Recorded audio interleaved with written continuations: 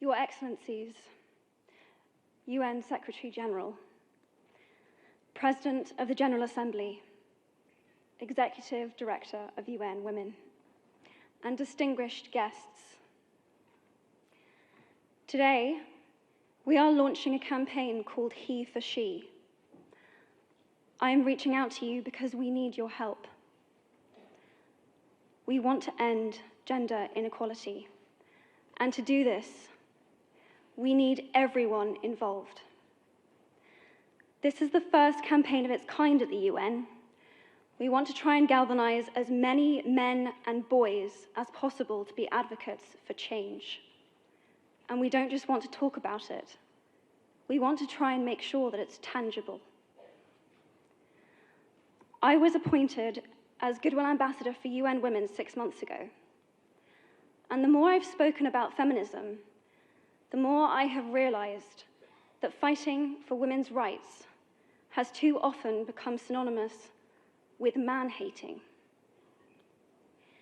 If there is one thing I know for certain, it is that this has to stop.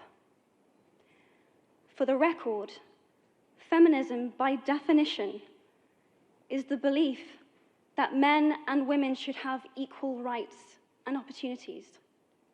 It is the theory of the political, economic, and social equality of the sexes.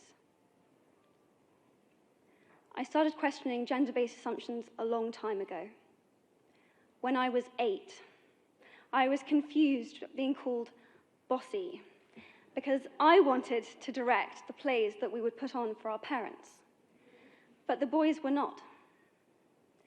When at 14, I started to be sexualized by certain elements of the media.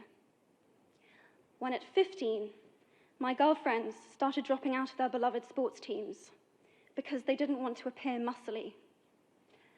When at 18, my male friends were unable to express their feelings.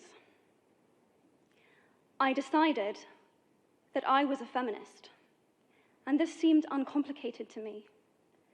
But my recent research has shown me that feminism has become an unpopular word. Women are choosing not to identify as feminist. Apparently, I am among the ranks of women whose expressions are seen as too strong, too aggressive, isolating, and anti-men, unattractive even. Why has the word become such an uncomfortable one? I am from Britain, and I think it is right that I am paid the same as my male counterparts. I think it is right that I should be able to make decisions about my own body. I think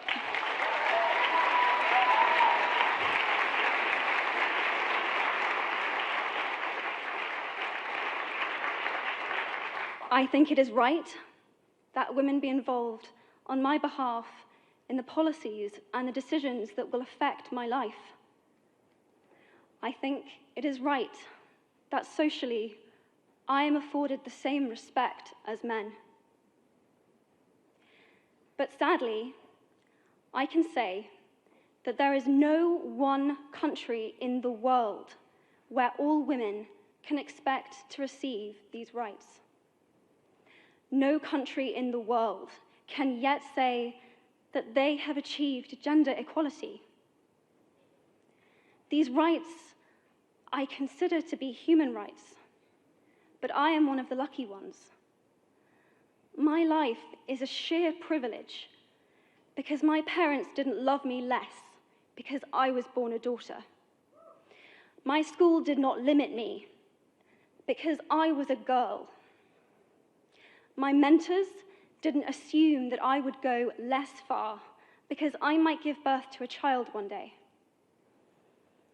These influences were the gender equality ambassadors that made me who I am today. They may not know it, but they are the inadvertent feminists who are changing the world today.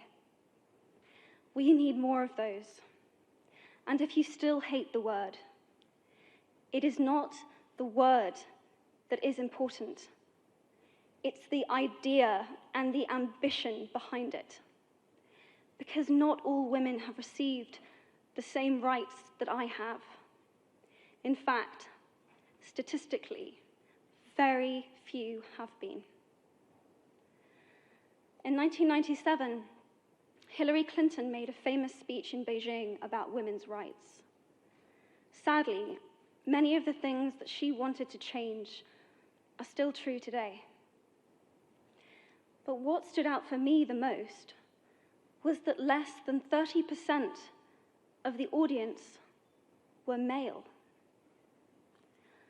How can we affect change in the world when only half of it is invited or feel welcome to participate in the conversation? Men,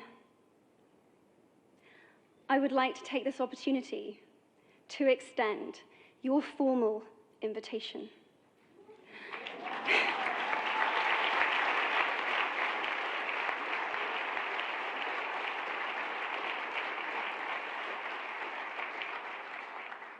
Gender equality is your issue too. Because to date, I've seen my father's role as a parent being valued less by society, despite my needing his presence as a child as much as my mother's. I've seen young men suffering from mental illness, unable to ask for help, for fear it would make them less of a man or less of a man.